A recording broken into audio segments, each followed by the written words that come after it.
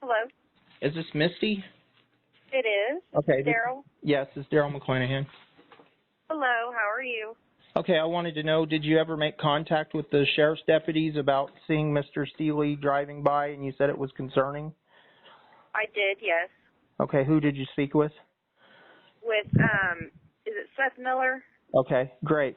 Yeah, I talked with him. Okay, because he's investigating the course of conduct with this. Oh, good. Good. Hey, I wanted to let you know that another hotline came in today, but this time it just came in as a referral, so I don't have to come out to the house or anything like that. But I went on your YouTube page and I watched some of the videos from the weekend.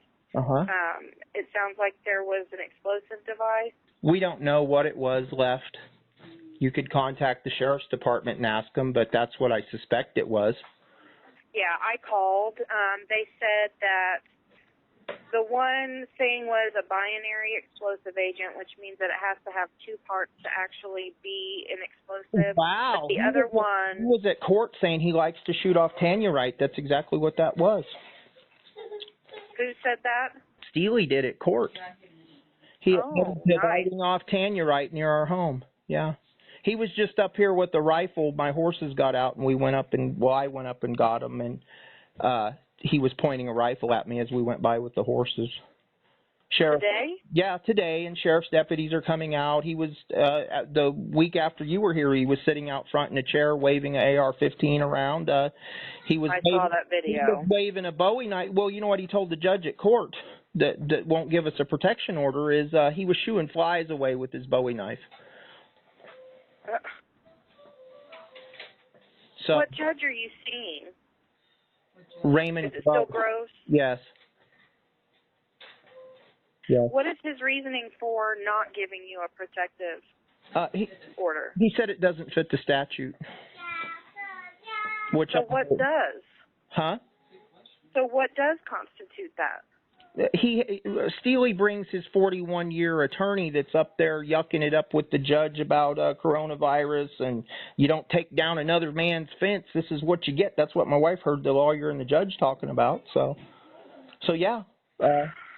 Now the new sheriff, Cass Martin, has said they're working on stalking charges for course of conduct. So, you know, we're working on moving because my wife has a new job, and we're actually going to board the horses now, so they won't be an issue. Tomorrow I'm going to take them and leave them with some Amish that I know, and then we're going to move. We're working on moving. We're working on closing on a house. So we keep the children inside all the time, basically. I mean, not, you know, yesterday we went to Walmart and we went and visited her mom's house, and, you know, we leave, but we're always under, you know, feeling the way that we did when you were here. Yes. You know, and you know, I allowed Hannaford to talk to my daughter. She saw the thing and didn't touch it, thank God. So it was on our back porch. So. Well, the other item was a tear gas canister, and it was full. I mean, it had not been used. So I'm really glad that she didn't touch anything. Oh, so it was full and not been used. Yep.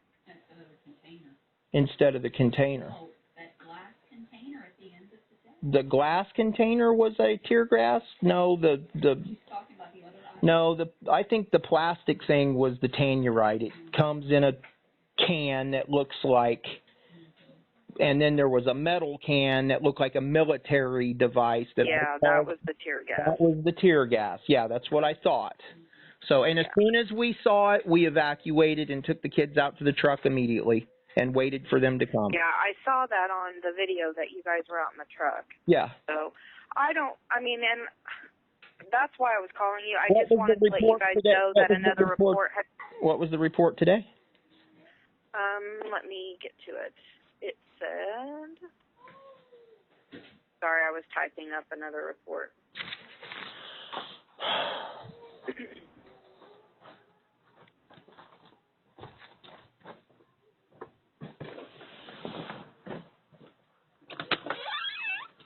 I think he cut the fence to let my horses out so I would come up there and get an argument with him and he could shoot me. But I've been watching the horses really close, and they weren't out there, and so I went down to the pond, and I went up this little hill, and I could see where there used to be this gate, and it's cut open. I didn't go up there because it's right across from his driveway, so I came and got the truck, and I went up there and caught him up the road, and when I came back by, he's standing out there with the rifle, pointing a rifle at me, with the horses tied to the back of the truck, and he's clearly wanting the horses to be over there, so I would have to come and retrieve them and get in an argument and say, oh, Daryl's dangerous and I had to shoot him or something. Yeah. And April saw him pointing the rifle too.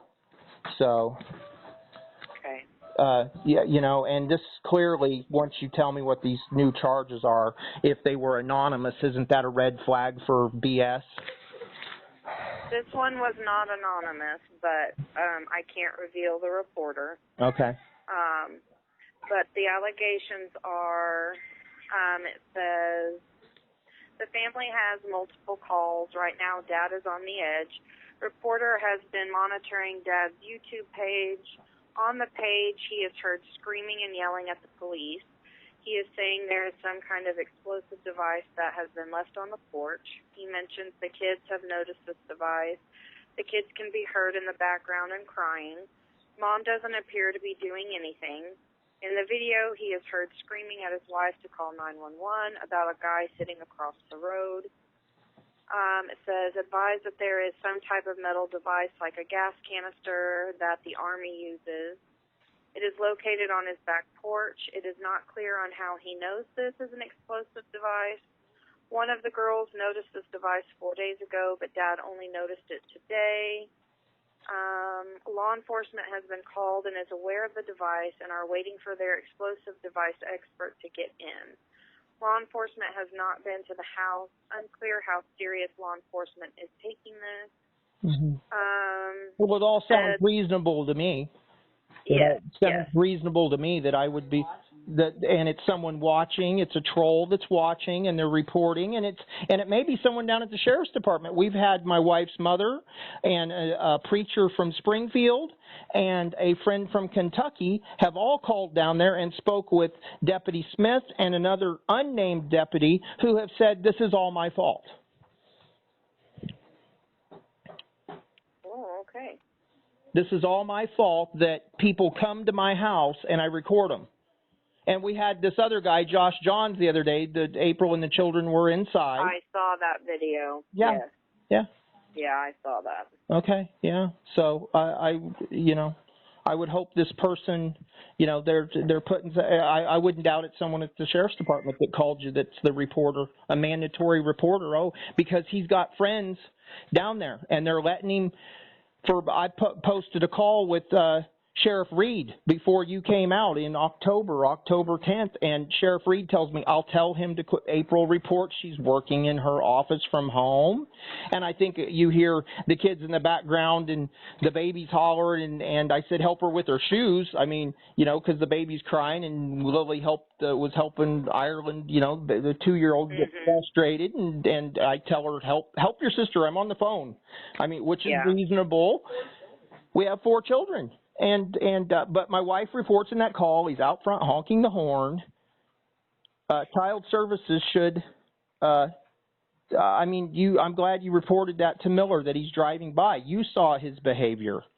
Yes, I did. Okay, and he's pointing a rifle at me today. And someone's cut our fence to let my horses out because they can't get out, and they've done this too.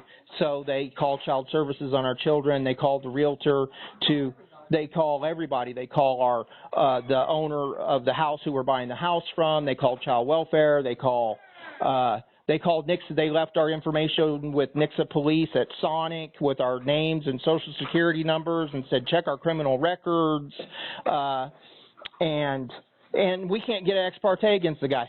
We try like 6 times. And the judge don't give us one. He brings his attorney every time and argues that I'm a member of the Ku Klux Klan and I have a bad temper, and he's just he's exercising his Second Amendment and he shouldn't have took down another man's fence, and it ain't even his fence. It's other people's fence that are suing us. Rory and Janet Smith behind us. And Rory and Janet Smith, I believe, have put the guy up to it. I think Josh Johns is involved. He sent me a text message that is posted on the channel where he says, oh, I was called by a poop stirrer, and I was told to make trouble for your family. And I'm not going to make trouble for your family, but I could. That's basically what the text message says if you read it. And then his kid is driving by unsupervised, and I film him, his kid driving on the four-wheeler when you're only supposed to drive from farm to farm. And he's not driving from farm to farm. They only have 3 or 4 acres up here, and the kid's just joyriding around, listening to rap music. I filmed him. I posted. That's why he stopped. He's real hypocritical. He's really worried about his teenager getting filmed on a four-wheeler when my family is terrorized night and day, and we can't get nobody to do nothing. Sheriff Martin's going to do something about it. So Sheriff Martin knows me well. I've been in communication with him the last 6 months since he was elected. I put a video up saying don't vote for Curtis Dobbs. Curtis Dobbs threw pornographic images and evidence that might have had fingerprints on it away. Oh, I'll just throw that stuff away. Your kids don't need to see it. Oh, it's not a terroristic threat that he's got a picture of me across from our driveway in the crosshairs of a rifle with an arrow stuck in it. And, oh, them guys aren't going to hurt you, Daryl. Well, what's a normal person to do? What would a normal person, how would a normal person feel about that? And they say that's all my fault.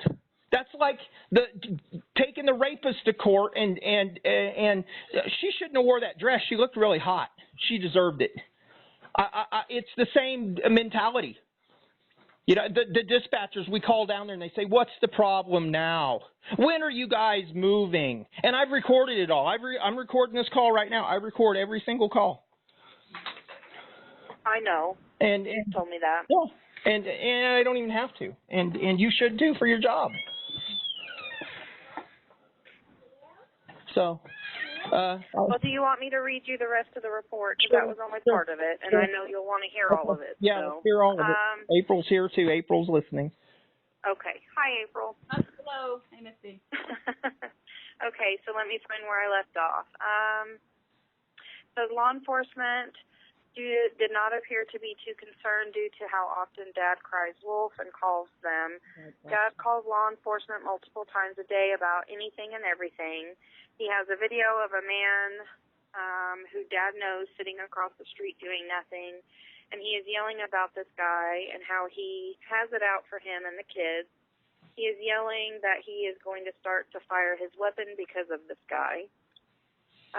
Did you have a video that you were saying you were going to fire your weapon? Nope, absolutely not. I didn't think so, but I wanted to make sure. And what's he sitting across the road with the rifle for and a knife, and he's doing nothing? He doesn't have anything better to do? He told also at court that he put the camper over there for privacy.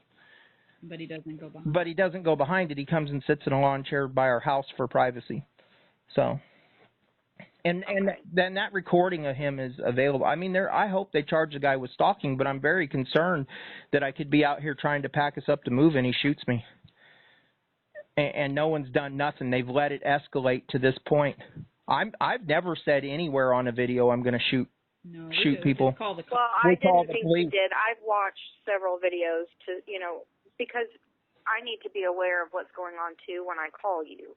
And so I've watched several, and I've never heard you say that. So no, I get upset. It says, I'm upset by it all. Well, and I don't blame you. I mean, I really don't.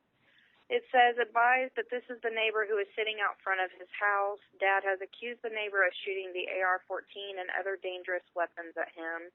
Has been paranoid about something to do with another, and he burnt their house down? I don't know what this is in reference to. Don't know what that's... I can't think of saying I burned someone's house down. It says Dad has been paranoid about something to do with another, and he burnt their house down. That's all it says. I don't know. Okay, This may just be the reporter rambling and maybe... Yeah, it's thinking something else. Yeah. No, that's what it is. I've never. You can watch all of those videos. I've always asked for a peaceful resolution. I have always, probably 1,000 times, said we just want to be left alone. We thousands of times. Well, I've heard that. I've heard you say that. So yeah. Yeah. I've never went to their house. They don't have any videos. They try to say I threw rocks at them. I fired guns over their heads. Where's their videos? Where's their 2 witnesses claiming that? That's not true. I'm always home here with April and the children. We're a very tight family. Yeah. We're here all the time. We went last night and got $400 of groceries, and I don't know, they all got crap, and Luke's having a fit because April gave him candy before bed. He wanted a piece. She gave him one, and he didn't pick the right one, so he's having a meltdown. So I said, give him. I said, give him a piece of candy cane. I spoil him, and so he got a little chunk. And then I sit down with him while they're taking a shower and had some time with him looking at a book. And then we had a shower, and he was all better for bedtime, and we all brushed our teeth together, and we're very normal people. I'll pass the drug test. Abnormal situation. Yeah. I mean, we. Yeah. Yeah. Well, and I've